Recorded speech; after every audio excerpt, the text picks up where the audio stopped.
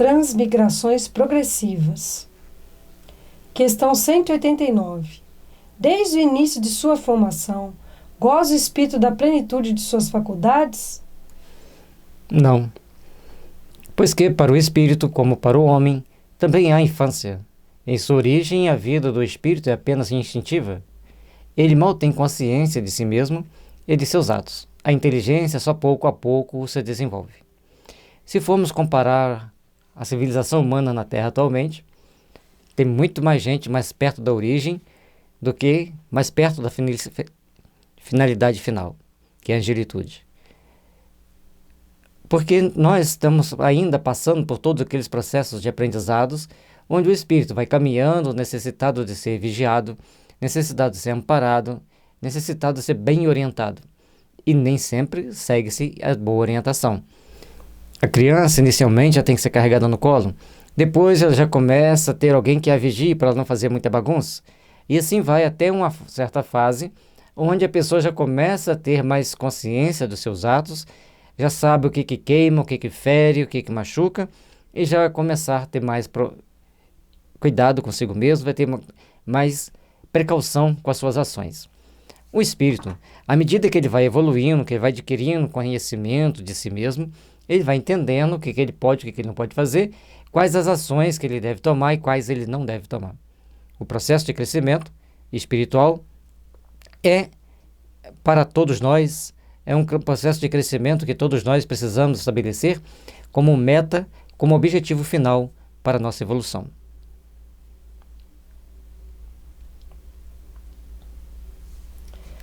Questão 190. Qual o estado da alma na sua primeira encarnação? O da infância na vida corporal. A inteligência apenas desabrocha, a alma se ensaia para a vida. É muito complicado a gente olhar para o mundo hoje com tanta sofisticação, imaginar um homem na sua infância espiritual. Se nós olharmos para as histórias que a gente vê nos filmes, nos livros, sobre a Terra de 100, 200, 300, 400, 500, 1000 anos atrás, ali eles ainda não eram primitivos. Já tinham uma civilização bem organizada, já tinha uma parte da humanidade, já tinha uma civilização bem organizada, bem estruturada, e sabiam o que queriam e como agir no seu dia a dia. Portanto, nós vamos vendo as etapas evolutivas de cada um, de cada civilização, e mesmo assim ainda não chegamos à plenitude da consciência ética, da consciência moral. Estamos ainda caminhando para o processo de aperfeiçoamento. Entendendo dessa forma, nós vamos ver que na primeira infância as coisas são bem mais complicadas. Um pouquinho pior do que os filmes que a gente vê dos índios primitivos lá caçando, pescando e vivendo nas suas ocas. Porque ali ele já tem um processo de evolução bem aprimorado, bem encaminhado. Questão 191. As dos nossos selvagens são almas no estado de infância? De infância relativa, pois já são almas desenvolvidas, visto que já nutrem paixões. Conforme dissemos, ali já está bem aprimorado em relação ao que era antes, mas o estilo de vida que eles levam, bastante primitivo, dá para a gente ter uma ideia como que as coisas eram bem mais complicadas antes da organização das tribos indígenas, conforme a gente vê hoje. É uma tribo que está lá na selva amazônica, isolada. Ela tem sua oca, ela tem o cacique, ela tem o pajé, então ela já tem organização. A alma primitiva ainda está anterior a isso, antes dessa etapa. Letra A. Então as paixões são um sinal de desenvolvimento? De desenvolvimento, sim. De perfeição, porém não. São sinal de atividade e de consciência do eu, porquanto a alma primitiva, a inteligência e a vida se acham no estado de germe.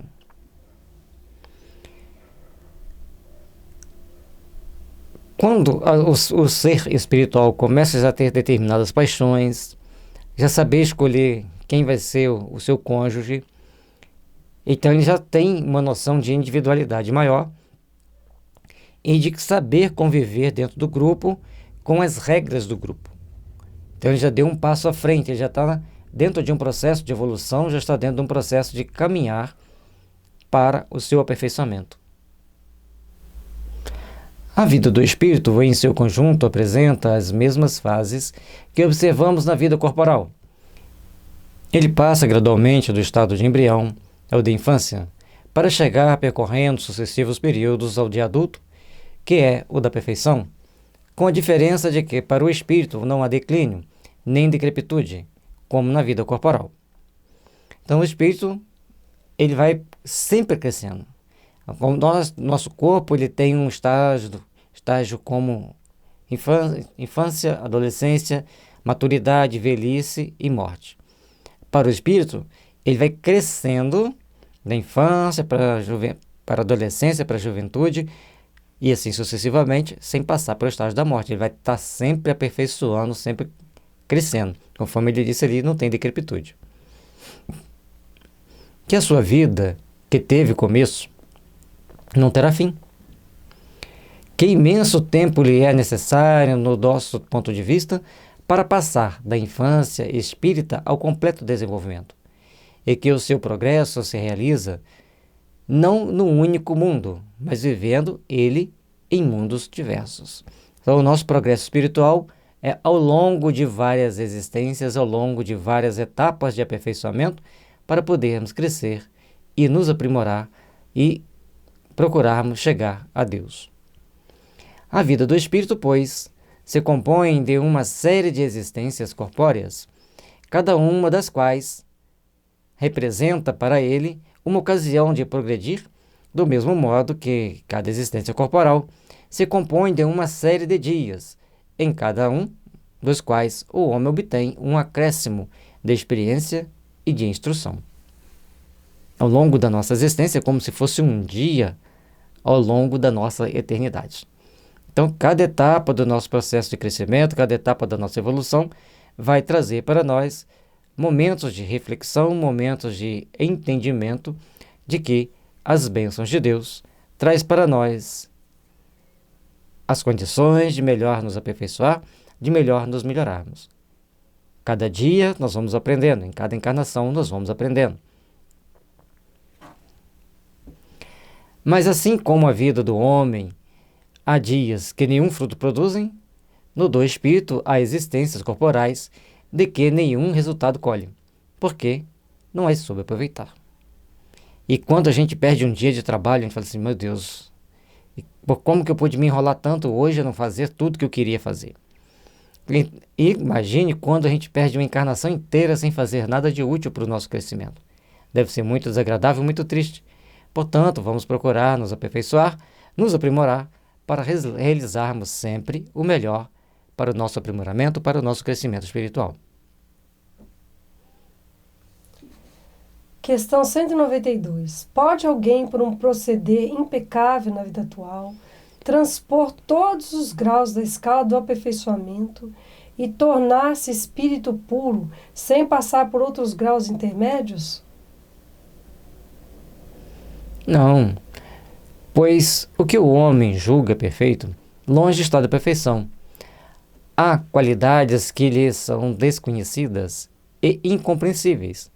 Poderá ser tão perfeito quando o comporte a sua natureza terrena, mas isso não é a perfeição absoluta.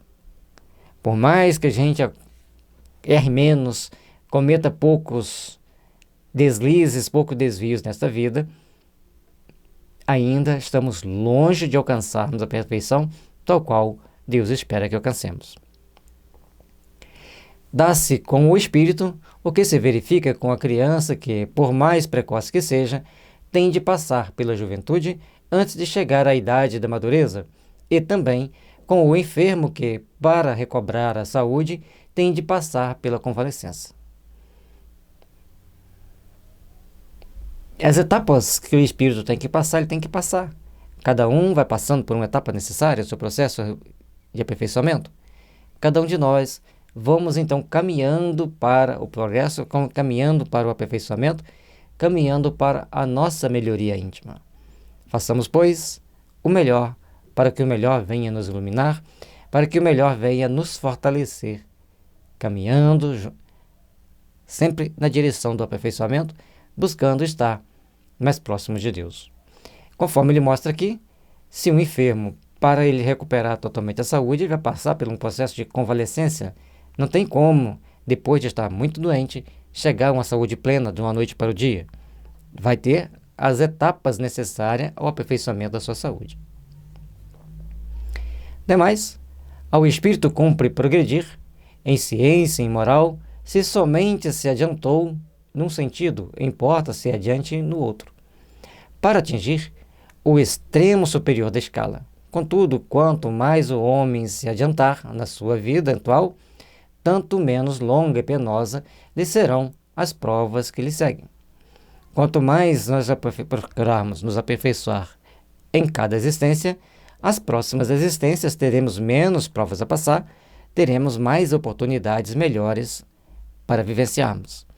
Porque, por exemplo, você tem o vício, um vício qualquer nessa vida, vamos evitar citar um vício específico, e que é muito intenso em você, mas tem os dois vícios menores. Se você vivenciou os dois vícios menores e conseguiu vencê-los, o vício maior, se você já atenuou 50% dele, na sua existência futura, você vai ter só 50% do vício que você não atenuou 100% nesta vida. Logicamente que a gente está dando um exemplo didático, mas é uma forma da gente procurar entender a nossa caminhada, o nosso aperfeiçoamento para chegarmos à perfeição. Letra A. Pode ao menos o homem, na vida presente, preparar com segurança para si uma existência futura menos prende amarguras? Sem dúvida. Pode reduzir a extensão e as dificuldades do caminho. Só o descuidoso permanece sempre no mesmo ponto. Então nós precisamos aprender a seguir a nossa caminhada evolutiva, seguir nosso processo de evolução com zelo, com vigilância e procurando observar o Evangelho da melhor forma possível, para amenizarmos as nossas dificuldades ao longo da caminhada. Questão 193. Pode um homem, nas suas novas existências, descer mais baixo do que esteja na atual? Com relação à posição social, sim. Como espírito, não. Por isso que às vezes as pessoas pensam assim, quem é médico vai vir sempre médico, quem é engenheiro vai vir sempre engenheiro, quem é político vai vir sempre político. Não é assim. A posição social não quer dizer a elevação do espírito, já explicamos isso anteriormente. Então, um espírito que tem uma posição social muito grande, se ele fizer besteira, se ele não souber gerenciar bem aquela situação, ele vai estar na próxima nossa situação social baixa, para ele ver como que é viver naquela condição social baixa. Então nós vamos passando de situação em situação. Quem já leu alguns romances espíritas mais instrutivos, vai ver. Rochester conta a história daquelas pessoas poderosas do Egito e que depois reencarnam como mendigo em várias situações. A Mariluza Moreira Vasconcelos também faz a mesma coisa. Relata a história dos imperadores romanos. Eles reencarnavam uma vez como imperador e a outra como pessoa do povo, às vezes até como mendigo. Questão 194. É possível que em nova encarnação a alma de um homem de bem anime o corpo de um celerado?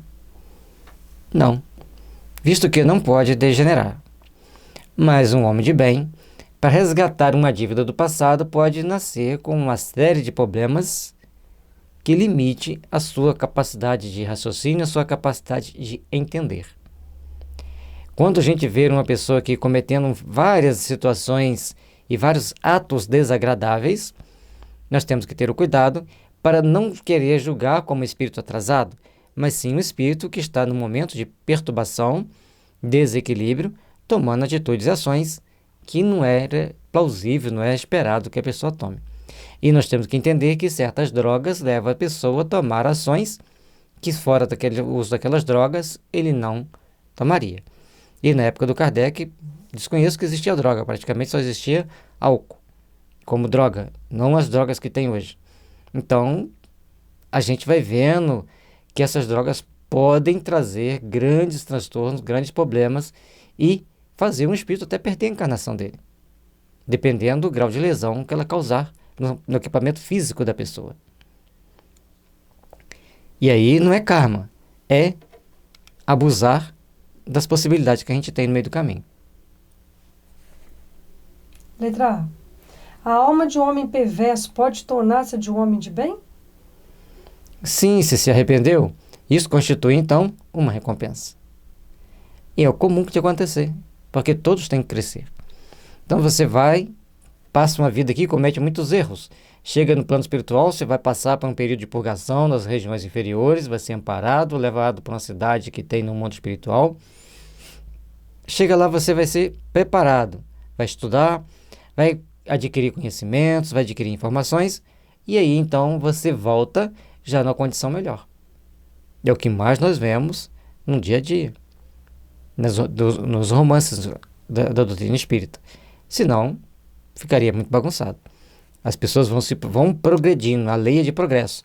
Se você erra, tropeça e cai, terá o mecanismo da lei, meios de te colocar dentro de um processo de voltar a crescer, voltar a se aperfeiçoar. A marcha dos espíritos é progressiva, jamais retrograda. Eles se elevam gradualmente na hierarquia e não descem da categoria a que ascenderam. Em suas diferentes existências corporais, podem descer como homens, não como espíritos. O espírito não perde. Os seres humanos cometem erros, cometem uma série de ações, mas o espírito continua existindo, continua tendo todo o seu padrão evolutivo, todo o seu patamar de conquistas anteriores. Embora ele muitas das vezes não possa exercê-las. Assim, a alma de um potentado da terra pode mais tarde animar o mais humilde obreiro e vice-versa. Por isso que, entre os homens, as categorias são frequentemente na razão inversa da elevação das qualidades morais. Herodes era rei, Jesus carpinteiro. Aqui já resume tudo que a gente tinha que explicar. Mas é importante nós entendermos que às vezes vamos colocar um grande empresário. Então, ele tem uma indústria, ele tem 1.000 empregados. E às vezes, todos os 1.000 empregados são mais evoluídos do que ele. Às vezes, na regra. Ou seja, não é a posição social e financeira que vai definir se a pessoa é mais ou menos evoluída, e ele exemplificou maravilhosamente bem. Herodes era rei e Jesus carpinteiro. Então, muitas das vezes, entre os subordinados, tem muitos ou alguns que são mais evoluídos do que os seus superiores. Até nas fileiras das Forças Armadas, na hierarquia política e tudo mais. Questão 195. A possibilidade de se melhorar em outra existência não será de molde a fazer que certas pessoas perseverem no mau caminho, dominadas pela ideia de que poderão corrigir-se mais tarde? Aquele que assim pensa, em nada crê, e a ideia de um castigo eterno não o referiria mais do que qualquer outra, porque sua razão a repele. E semelhante ideia induz a incredulidade a respeito de tudo. Se unicamente meios racionais se tivessem empregado para guiar os homens, não haveria tantos sépticos. Ele está mostrando para nós que as pessoas são o que são. A doutrina espírita são para aqueles que já querem entender a vida espiritual. Mas quer entender para saber o que ele precisa fazer para se melhorar? Nem sempre consegue, mas ele já quer entender isso. Aqueles que, ao falar que existe outra encarnação, e eles acharem que vai deixar para a próxima, porque nessa ele não dá conta, ele não melhoraria também falando que ele ia para o inferno, porque ele já tem uma racionalidade distorcida. Por isso, é necessário que todos nós entendamos a necessidade de aperfeiçoamento. Por isso, todos nós temos que nos atentar para a necessidade de nos aprimorarmos, eticamente, moralmente, espiritualmente, e crescermos sempre para Deus, como é a nossa necessidade de evoluir, a nossa necessidade de aperfeiçoar. De fato, um espírito imperfeito Poderá, durante a vida corporal, pensar, como dizes, mas liberto que se veja da matéria, pensará de outro modo, pois logo verificará que fez cálculo errado e, então, sentimento oposto a esse trará para ele a sua nova existência. Na medida que você passa aqui uma vida desrespeitando as regras de evolução, ao chegar no plano espiritual, você toma consciência dos seus erros e volta para corrigir. Mas lembra que a gente explicou lá atrás a dificuldade dos vícios? É importante, então, começarmos a nos aprimorar, a nos aperfeiçoar para sermos melhores. Sempre. É assim que se efetua o progresso e essa a razão por quê. Na Terra, os homens são desigualmente adiantados. Uns já dispõem de experiência que a outro falta, mas que adquirirão pouco a pouco. Deles depende ou acelerar-se-lhes o progresso ou retardar-se indefinidamente. Então você pode retardar o seu progresso ou pode acelerar. Depende da sua conduta. Como na Terra tem pessoas de todos os níveis evolutivos, aqueles que já estão no patamar superior de evolução serve de exemplos para quem está no patamar inferior, para que ambos cresçam. Porque o outro que está vendo os outros errando, ele fala assim, poxa, ainda bem que eu não faço mais isso. E aquele que está vendo o outro acertando, ele vai querer fazer, mesmo que não dê conta de fazer, mas ele já está sedimentando valores para a próxima existência. Um homem que ocupa uma posição má, deseja trocá-la o mais depressa possível. Aquele que se acha persuadido de que as tribulações da vida terrena são consequências de suas imperfeições, procurará garantir para si uma nova existência menos penosa, e essa ideia o desviará mais depressa da senda do mal do que da do fogo eterno, em que não acredita. À medida que a gente vai vendo as possibilidades de nos aperfeiçoar, o que nós temos que fazer para nos aperfeiçoar, para conquistar alguma coisa melhor, todos nós vamos procurar fazer por onde conquistar essa alguma coisa melhor. É isso que faz a nossa diferença. E assim, nós vamos estar evoluindo, nós vamos estar nos aperfeiçoando. Questão 196. Não podendo os espíritos aperfeiçoar-se, a não ser por meio das tribulações da existência corpórea, segue-se que a vida material seja uma espécie de crisol, ou de depurador, por onde tem que passar todos os seres do mundo espírita para alcançarem a perfeição? Sim, exatamente isto. Eles se melhoram nestas provas, evitando o mal e praticando o bem. Porém, somente ao cabo de mais ou menos longo tempo, conforme os esforços que empregarem, somente após muitas encarnações ou depurações sucessivas, atingem a finalidade para que têm. Então, uma existência é uma etapa que você vai vencer dentro do processo evolutivo que determinaram para que você retrabalhe aquilo aqui nesta vida. Cada vez que a gente vai superando certos vícios, certas dificuldades, novas provas vão chegando para nós. Porque a nossa finalidade é o aperfeiçoamento. E a nossa vida aqui na Terra é muito bem gerenciada pelos nossos protetores, pelos nossos mentores e, principalmente, por Jesus, o administrador do nosso planeta. Letra A. É o corpo que influi sobre o espírito para que esse se melhore ou o espírito que influi sobre o corpo? Teu espírito é tudo. Teu corpo é simples vestes que apodrece estudo. O espírito influi sobre o corpo para que ele melhore. O corpo joga-se fora. Mas a ciência hoje mostra que determinadas substâncias podem levar o homem a tomar determinadas atitudes muito complicadas, muito complexas. Por exemplo, uma pessoa está levando uma vida normal.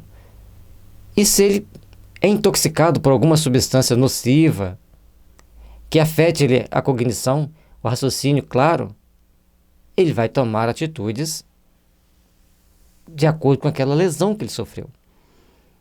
Por isso, nós temos que ficar atentos, nos cuidar da melhor forma possível, usar alimentos mais saudáveis possíveis, zelar para que as pessoas trabalhem por uma agricultura mais limpa, mais saudável, porque nós precisamos de alimentos mais saudáveis para manter o nosso corpo saudável. Certos alimentos podem trazer para nós intoxicações, às vezes irreversíveis. E hoje existe uma ciência chamada epigenética, ou epigenética. E ela, então, ela traz para nós entendimento de que algumas substâncias que nos intoxicam o organismo podem atrapalhar nossas funções hormonais de forma permanente. Outras podem trazer alterações mentais graves. Então, o espírito precisa evoluir, mas todos nós precisamos estar atentos ao meio em que vivemos para termos alimentos saudáveis, para podermos ter um padrão de vida saudável. O suco da virgem nos oferece um símile material dos diferentes graus da depuração da alma. Ele contém o licor, que se chama espírito álcool, mas enfraquecido por uma imensidade de matérias estranhas, que lhe alteram a essência. Esta só chega à pureza absoluta depois de múltiplas destilações, em cada uma das quais se despoja de algumas impurezas. O corpo é o alambique em que a alma tem que entrar para se purificar. As matérias estranhas que se assemelha ao perispírito, que também se depura à medida que o espírito se aproxima da perfeição. Então, todas aquelas substâncias indevidas que nós temos no nosso perispírito vai sendo eliminadas, vai sendo drenadas para o corpo físico. E como a gente estudou homeopatia, a gente procurou entender esse processo de adoecimento e de cura, porque a homeopatia trata praticamente todas as doenças, principalmente preventivamente. Aí o que nós podemos entender?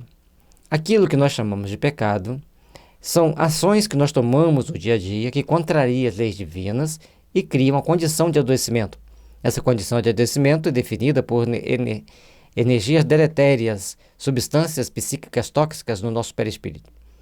E a gente vai eliminá-los ou por uma doença, pelo sofrimento, pelo nosso trabalho, ou com um tratamento que ajude a desintoxicar o perispírito. Aí nós temos o passe, a caridade, oração, meditação e as terapias energéticas e naturais, como homeopatia, floral e fitoterapia. Bem aplicadas, elas ajudam-nos na desintoxicação energética. Então, assim como substâncias químicas podem intoxicar nossa estrutura física, levando-nos a termos e passarmos por uma série de alterações físicas e mentais que, dependendo da situação, pode comprometer o seu futuro reencarnatório. Para quem não gosta, não entende dessas terapias, acha meio absurdo, mas se procurar entender e pesquisar, vai observar. Por isso, as nossas intoxicações vão sendo eliminadas para nós melhorarmos. Mas precisamos entender também uma coisa. A questão 94 a 107 do livro Consolador, Emmanuel traz para nós que, para algumas pessoas, a doença é o remédio. E se a gente for muito bonzinho, for lá tratar e curar aquela pessoa, ela perdeu o remédio e ela pode se tornar uma pessoa muito perigosa dentro da sociedade. Façamos, pois, tomemos, pois, no nosso dia a dia, formas de nos vigiar, de nos educar, de nos evangelizar, para sermos o melhor possível.